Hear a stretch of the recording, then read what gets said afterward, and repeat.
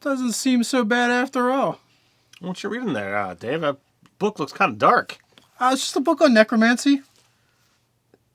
Dude, like, I thought you said that necromancers are evil. There are literally links in the description that has you saying that over and over and over again. Oh, I say animating dead is evil. Not necessarily necromancy, but after spawning a couple teenagers myself, I'm now starting to think maybe zombies were the way to go.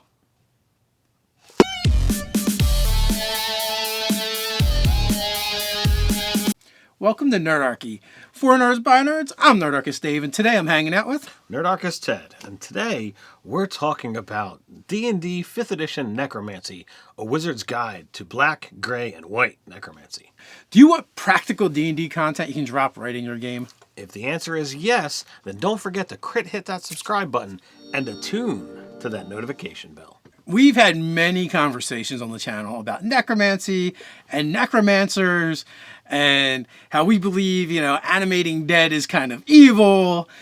The books kind of support us. Now, I mean, obviously you can do whatever you want in your own game, but, for the intents and purposes of this video, we're going to say animating dead is evil.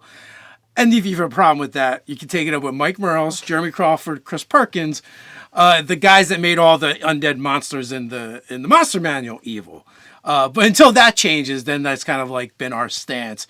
Now, I will say Eberron does kind of move away from that, but Eberron moves away from a lot of the alignment tropes and does things quite differently because they have the Karnathi, which the whole realm or kingdom of Karnath, they do employ undead on a regular basis. So there's definitely a lot more areas of gray there.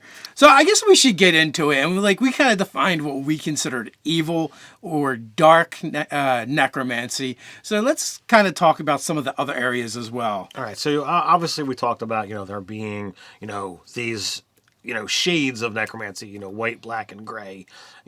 Black, we touched on. But what makes something white? What makes something gray? First of all, most necromancy spells have one component in common. That is, you're kind of mucking with the life force or life energy of other beings, which may even translate directly to their soul. Yeah, depending on what lore you go with and how you view it. So, like, if you want to look at gray, right, I think that is anytime you're mucking with that life force, then you have to kind of look at, well, what exactly are you doing with it? If you're using it to damage or harm someone, well, why are you harming them? Is it to keep them from doing bad things? Is it because you're at war? Or are you doing it for fun?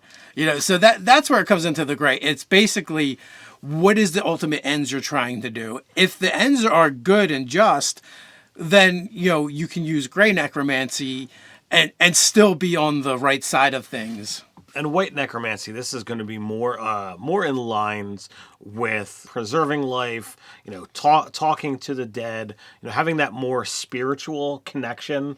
Something that you might attribute more to, shamans and clerics than true on necromancers. Generally, you're going to tap into that life force energy to, like you said, to commune with those that have passed on. You're going to use it for healing. A lot of the resurrection, raise dead, that kind of stuff they're all not necromancy spells when you're bringing someone back from beyond. I mean, it goes even farther than that. In earlier editions, curing wounds used to, actually fall into necromancy because you're, staving off death.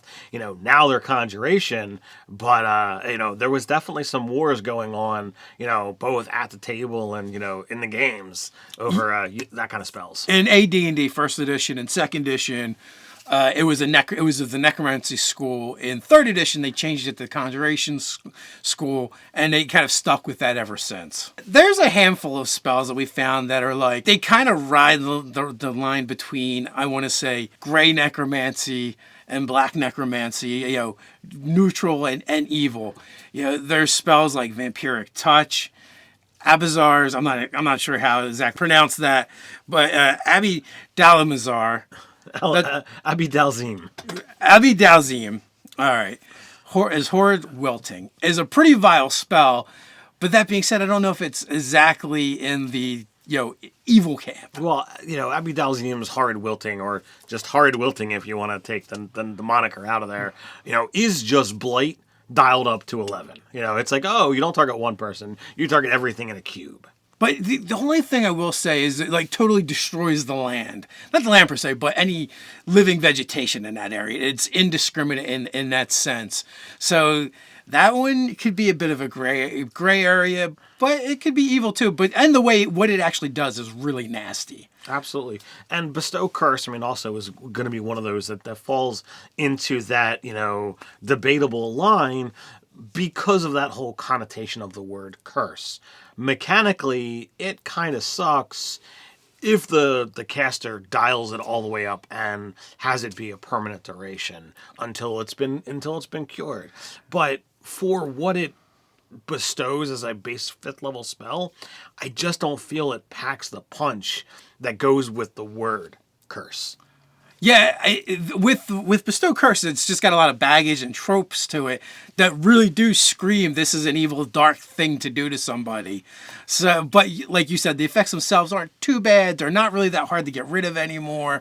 It can be a nuisance, especially if you're lower level and someone puts it on you forever until you can get rid of it. But, you know, at the end of the day, is it truly an evil spell?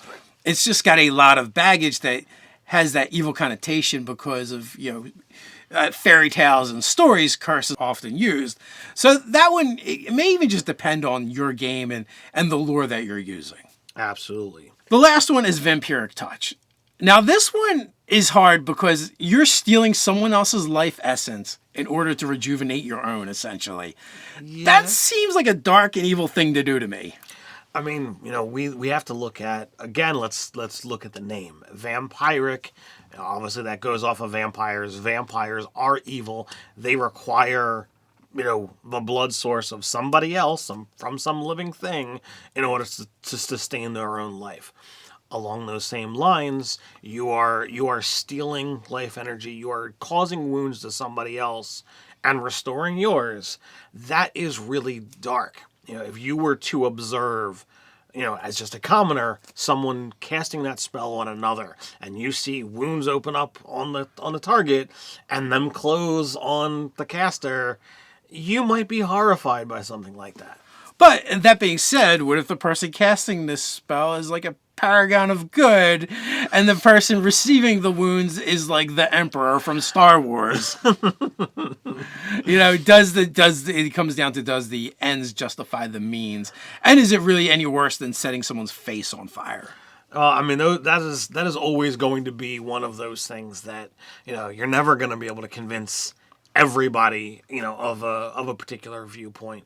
You know, as a whole, if you're out there using magic to damage and destroy, that's not necessarily a good thing. So, yeah, we have to assume that most wizard spells, if they're going to cause damage, they're going to fall into that gray bracket no matter what school they belong to. Right, and then like often you'll also hear the argument, well, what about enchantment? I think enchantment is way more evil than necromancy because you generally are using enchantment to enslave people. Yeah, I mean that can definitely fall down that you know, dark well. Just because this other thing is really bad, it doesn't make this other bad thing better, right? They might just both be bad. That is completely true. But before we go any further, we know one thing that is definitely not bad, and that is the sponsor for this video, D&D Beyond. D&D Beyond is beyond good. It's great. It is one of the things that actually made making this video so much easier because we were able to go into that database, select necromancy, and look at all the necromancy spells and even look at them by class.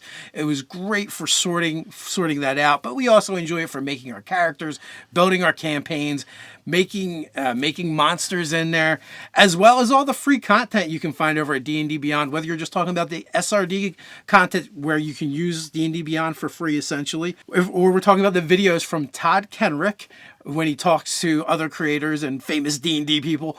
And then there's also the awesome articles you can find over on D&D Beyond for free. There's a lot of great stuff. I heavily recommend you go check it out. I don't know what I would do without D&D Beyond. You'd have to resort to using all your books. The good old days when you have books just stacked all around you as you look for that one piece of information. That being said, let's jump back into this video. So we kind of broke down necromancy schools by character class. So the Warlock actually has 16 necromancy spells on their list. The druid only has 4. Go figure. Sorcerer, you get a whopping 10. Then we have the cleric, which is kind of like your death cleric, essentially, is what I think of. They've got a decent amount, weighing in at a whopping 18 necromancy spells, although a lot of them are basically what we're calling good or white necromancy spells. But, I mean, if you want to be a necromancer, we're talking wizard, and they're coming in at a staggering 26. Also, going through the classes, one of the things to keep in mind, even though the bard has 7, but if you use magical secrets, you can get up to 13. And 15 if you're a lore bard. So even as a bard, you can get pretty dark and grimy with the necromancy. If you want to go into, the College of Undeath, which doesn't exist yet, but someday it might. You know what? Also worth bringing up, there is one warlock spell that is a necromancy spell that is unique to only the warlock. That is the Shadows of Moyle. The Shadows of Moyle, for sure. And it's basically you make shadows do what you want and whip people and hide you from those around you. It's basically Fire Shield for the Warlock, but with shadows instead of fire. Shadows and necromancy, it's all good stuff. It's all good stuff. So I found that interesting that they're the only one that actually has their own unique spell. So looking at clerics, we came up with like a list of the different spells that they have. The cleric actually has the most good necromancy spells. So we're looking at things like Spare the Dying, Resurrection, Raise Dead. These are all good things. They're all about, stopping someone from dying, bringing them back to life. Totally makes sense that, this is something that no one is ever going to be like, oh my God, this is a horrific thing. That person's alive now.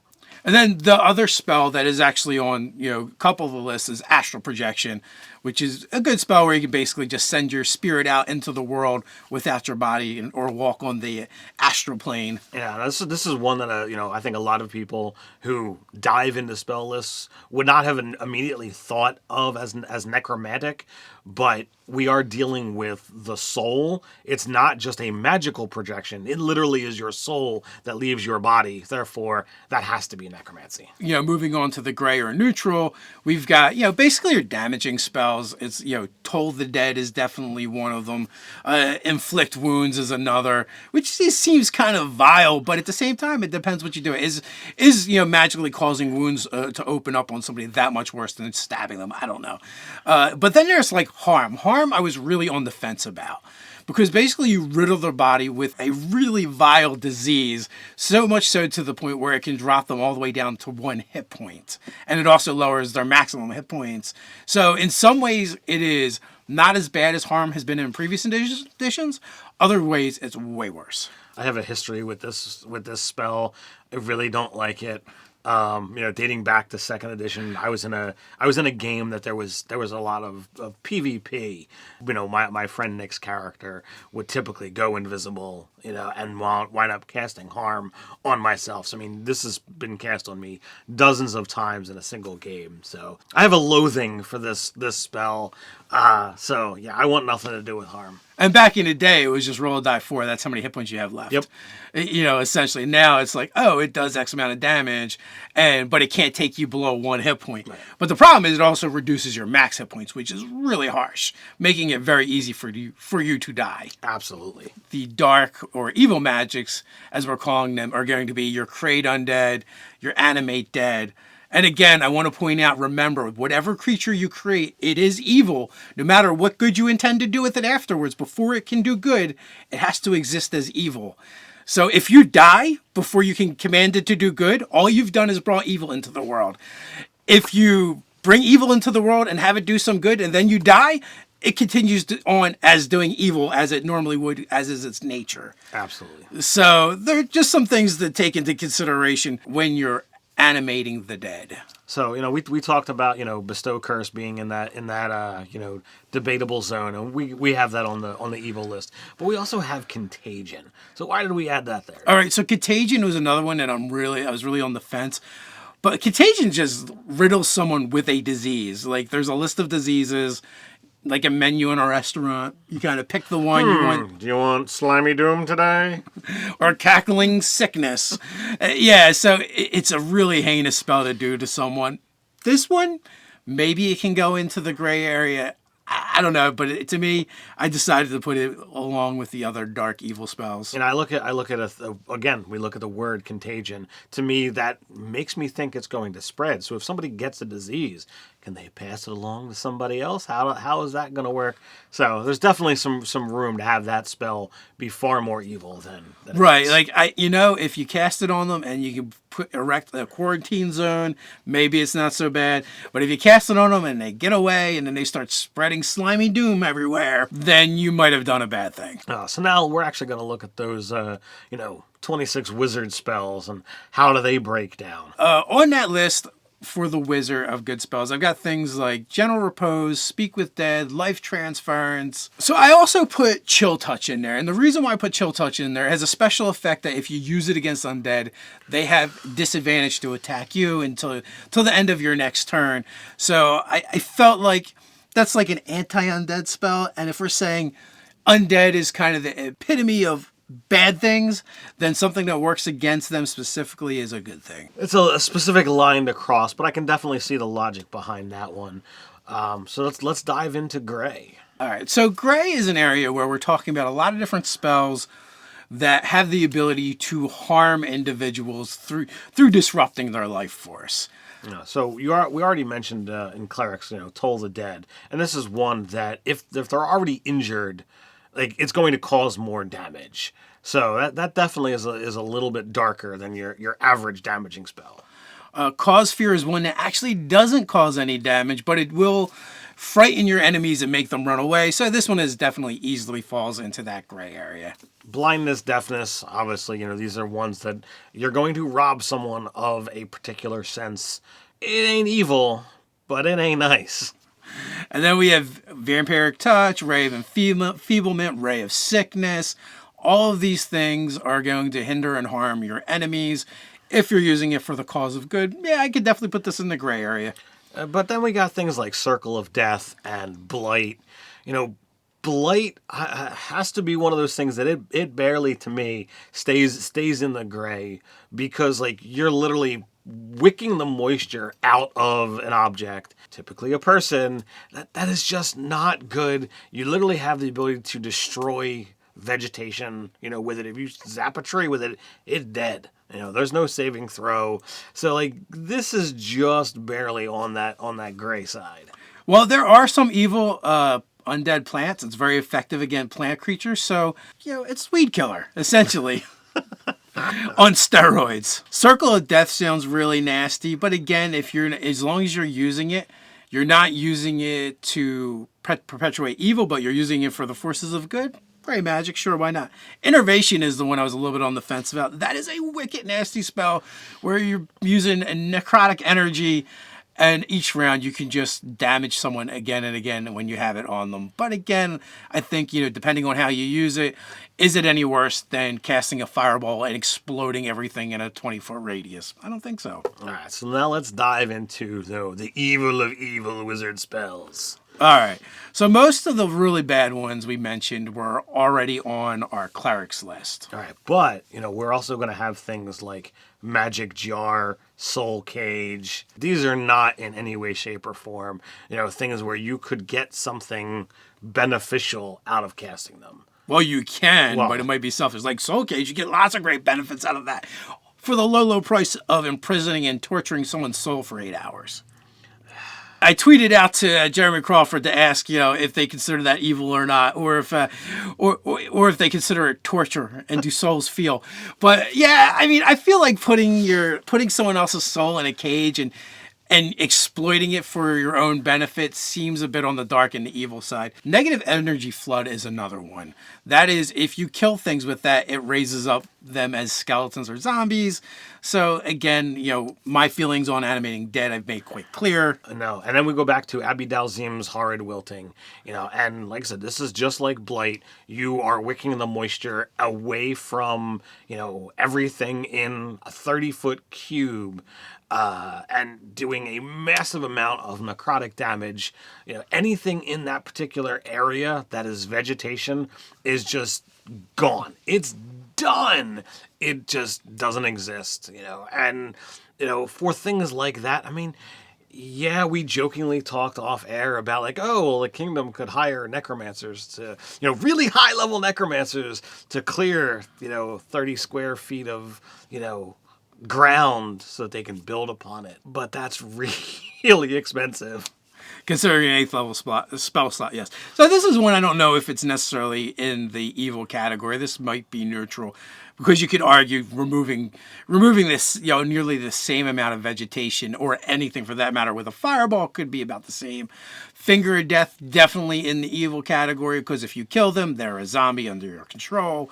No Gueno there for sure. And then last we have Dance Macabre. You want to get into that one? All right, so Dance Macabre is the spell where I can most get in line with what if you animate dead to do good things with, only because it only lasts up to an hour concentration. Even if the spell gets away from you, you stop concentrating, then concentration spells go away. It has a duration of an hour. So, they can only enact evil in the world if you're not paying attention for an hour tops. Even if it didn't break just because of concentration. So this one I feel most justifies that viewpoint. Well, what if I do good things with it? Still, I think you're animating undead, making evil creatures, so that automatically makes it bad in my mind. So it's the grayest of the dark necromancies. Yes, that's where I would go with that. Folks, we've got a place where you can discuss and argue with us about this down in the comments below. Before I get to that, I want to take a moment to thank our patrons. Without them, these videos would not be possible. We greatly appreciate them. And, not only that, we try and do extra stuff over there for the patrons, including extra content. We're creating D&D products that we release every month. They get it first. They get it for less before it goes into the store. So consider checking out the Patreon. There is a link in the description. You can also find in that a link to our sponsor, D&D Beyond. Help support the channel by helping out our sponsors. So while you're on your way down there and wandering through the description, hit the comments. Let us know what you thought of this video. While you're at it, you can like, share, and subscribe. So until next time, stay nerdy.